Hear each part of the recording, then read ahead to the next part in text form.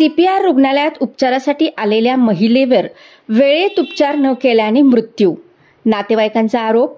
दोषींवर कारवाई केल्याशिवाय मृतदेह ताब्यात घेण्यास नकार. कोल्हापूर. गगनबावडा तालुक्यातील साळवण मुसलमानवाडी तिसंगी येथील शहीदा जहांगीर नाकाडे वय वर्ष 60 यांच्यावर कोल्हापूर येथे खासगी रुग्णालयात उपचार चालू होते.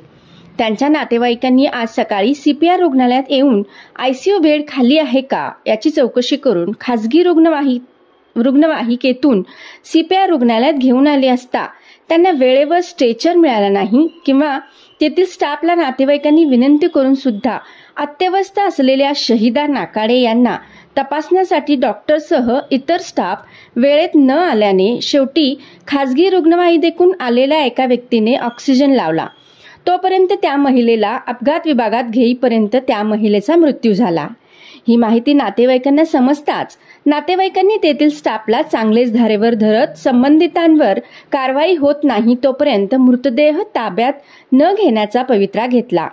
या घटनेची माहिती लक्ष्मीपुरी पोलिसांना समजताच पोलीस मोठ्या प्रमाणावर दाखल झाले.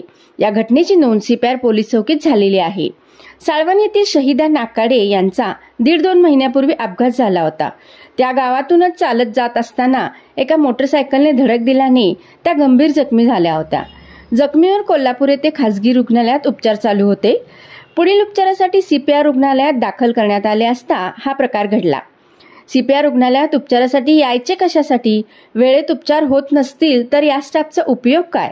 येथील स्टाफच कामात हलगर्जीपणा करीत असेल तर रुग्ण बरा कसा होणार? येथील कामगार वेळेवर कामावर नसतात. कुणाचा कुणाला ताळमेळ नाही. सर्वजण अन्य कामात व्यस्त. असे प्रकार घडत असतील कशासाठी मृतदेह ताब्यात घ्यायचा? आमच्या समोर जरी रुग्णाला हात जरी लावला असता तर नातेवाईकांचे समाधान झाले असते. सर्वसामान्य जनतेला न्याय मिळणार का? अशी खंत एका त्या गावातील सामाजिक कार्यकर्त्यांनी बोलून दाखवली. ग्रामदेवता प्रतिनिधी मुरलीधर काबळे, कोल्हापूर.